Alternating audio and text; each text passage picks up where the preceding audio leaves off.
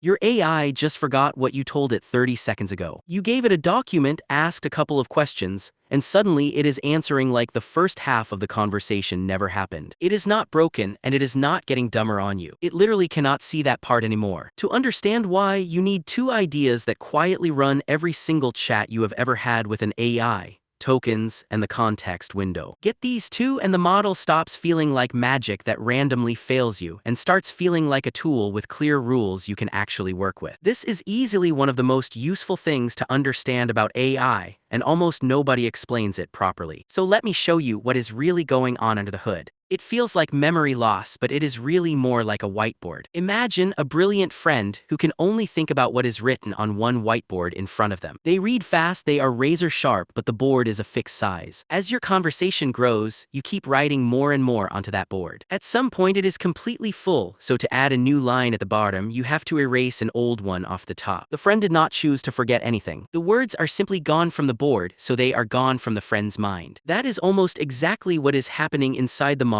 when it drops the thread on you. And the whole trick to understanding it comes down to two questions. What is that board actually made of, and how big is it really? Answer those and every strange thing your AI does starts to make sense. Behind the scenes, your words never reach the model as words. The very first thing that happens to your text is that it gets chopped into little pieces called tokens. A token is just a chunk of characters. Sometimes it is a whole word, sometimes it is only part of a word, and sometimes it is a single space or a piece of punctuation. The word cat is one token. A longer word like unbelievable might be split into 3 or 4 tokens, into pieces like un, believe, and able. The model never sees your letters or your words the way you do. It sees a stream of these tokens, each one turned into a number that it can do math on. Everything the model reads and everything it writes back is measured in tokens. So how big is one token really? Here is the number worth burning into your memory. On average, one token is about 4 characters of English text. That works out to roughly 3/4 of a word. Put another way, 100 tokens is around 75 words, and one page of text is very roughly 500 tokens. So a short email might be a couple hundred tokens, and a long article might be a few thousand. It is not exact because a common word like the or and is usually a single token, while a rare or made-up word gets split into several pieces. But that one rule of thumb, one token is about 4 characters,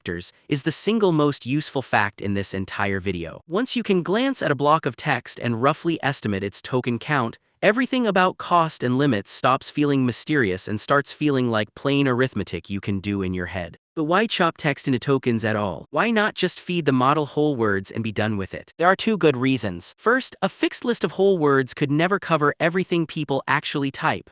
Misspellings, brand new slang, source code, emoji names, and every other language on Earth. A dictionary big enough for all of that would be impossibly huge, and it would still choke the first time someone invented a new word. Tokens are the clever middle ground, a fixed vocabulary of common pieces that can be recombined to spell literally anything. Second, remember that the model is a giant math machine. It cannot multiply the word dog. It can only work with numbers. So each token maps to a number and the model predicts the next token, then the next, one at a time. When you watch an AI type its answer out in front of you, one word appearing after another, you are really watching it choose one token, then the following one over and over until it decides to stop. Every model has a hard ceiling on how many tokens it can look at all at once. That ceiling is called the context window. Think of it as the size of the whiteboard, measured in tokens. And here is the part people miss. The context window has to hold everything at the same time. The hidden system instructions, your entire conversation so far, any documents you pasted in, and the answer the model is about to generate. All of it counts. All of it shares the same fixed budget. This is the single most important idea in the whole video, so let me say it as plainly as I can. The context window is the maximum number of tokens the model can hold in mind for one response. That means your prompt plus its reply. Anything outside that window may as well not exist. Picture a glass being slowly filled with water. The glass is your context window, and it is a fixed size. Every message you send and every reply the model gives back pours a little more water in. Early in a chat, the glass is mostly empty, so everything fits with room to spare. But a long back and forth, a big pasted file, a giant log you dumped into debug, all of it keeps pouring. You can practically watch the level rise. And here is the sneaky part most people never realize. The model does not clear the glass between your messages. Your whole conversation gets resent from the top every single turn. So that glass only ever fills up. It never quietly empties itself on its own. Here is where the whole thing breaks. When the glass is full and you keep pouring, something has to give. The oldest content spills over the top and gets dropped, so the newest content can fit. That careful instruction you gave at the start, that detail from 20 messages ago, it quietly falls out of the window. The model is not choosing to ignore it. From the model's point of view, it was simply never there. This is exactly why your AI forgets the beginning of a long conversation,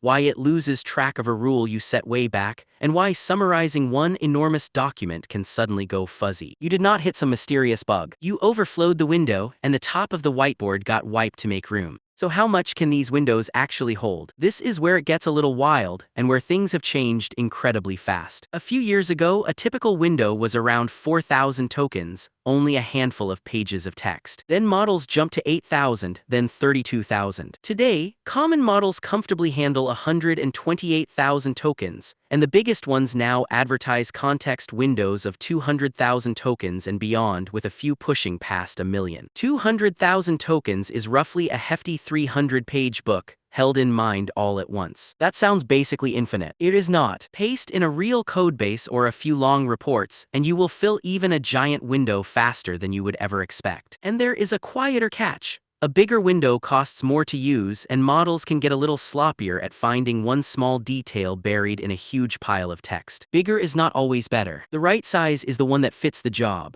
And this is why it costs exactly what it costs. When you use one of these models through an interface, you pay per token, and you pay in two directions at once. There are tokens in, which is everything you send, your prompt plus the entire conversation history plus any files. And there are tokens out, which is everything the model generates back. Input tokens and output tokens usually carry different prices, and the output side is often the more expensive of the two, sometimes several times more. So your bill is actually simple to picture in your head. It is your total tokens multiplied by the price per token. That is genuinely it. And it explains something that surprises a lot of people. A short question asked against a massive pasted document can still be expensive because you are paying for every token in that document every single time you send it. Ask 10 follow-up questions about that same document and you have paid for it 10 times over, because remember, the whole thing gets resent on every turn. That is the hidden cost of a long chat, and it is why trimming what you send is not just tidy, it is money back in your pocket. Let us make this completely concrete. OpenAI has a free tool called the tokenizer where you can paste in any text and watch it get chopped into tokens in real time, with the exact count sitting right next to it. It is honestly the fastest way to build intuition. Type a normal sentence, add a snippet of code, then switch to another language and just watch the token count jump around. And on the model and pricing pages, every model lists two numbers out in the open: how big its context window is and its price per million tokens. When you are choosing which model to use, those two numbers, the size of the window and the cost per token, quietly tell you most of what you actually need to know. Where does all of this actually bite you in real projects? Take two of the most common cases. First, a chatbot that is supposed to remember. As the conversation grows, you eventually cannot fit the whole history inside the window, so you are forced to decide what to keep and what to throw away, usually by summarizing the old turns into a short recap. Second, feeding the model your own documents. Say you want it to answer questions about a giant internal manual. You cannot always paste the entire thing, it might not fit, and even when it does, you are paying for every token every single time. So instead you pull in only the few relevant chunks and send just those, which keeps you fast and cheap. In both cases, the real design problem is identical. How do I make the very most of one fixed token budget? Once you see the token budget as the constraint, a huge amount of AI engineering suddenly clicks into place. A few things that will genuinely surprise you. 1. Whitespace and code are token hungry. Source code, with all its brackets, indentation, and symbols, burns through far more tokens than plain prose of the same visible length. 2. Languages other than English usually cost you more. Many non-English words get split into several tokens each, so the same paragraph in another language can quietly eat noticeably more of your budget. And 3. The big one, context is not memory. When you open a brand new chat, that window starts completely empty. The model remembers nothing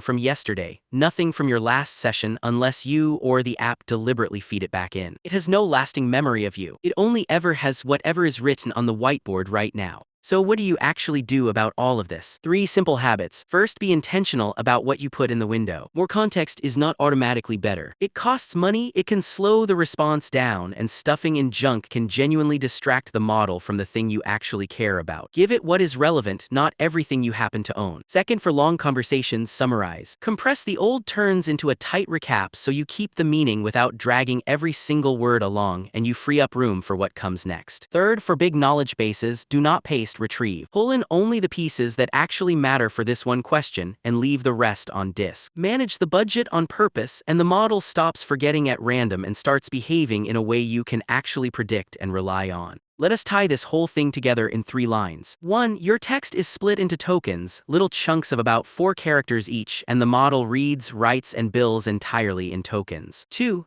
The context window is the fixed number of tokens the model can hold at once, your prompt plus its reply, and the moment you exceed it, the oldest content falls out, which is exactly why it seems to forget. 3. You pay for tokens in and tokens out, so managing what goes into that window is really managing both your cost and your quality at the same time. If this finally made tokens and context windows click for you, hit subscribe, because the whole series is built to make this stuff genuinely make sense. Next up in the series, what is an API, the thing that lets your own code actually talk to all of this? I will see you in that one.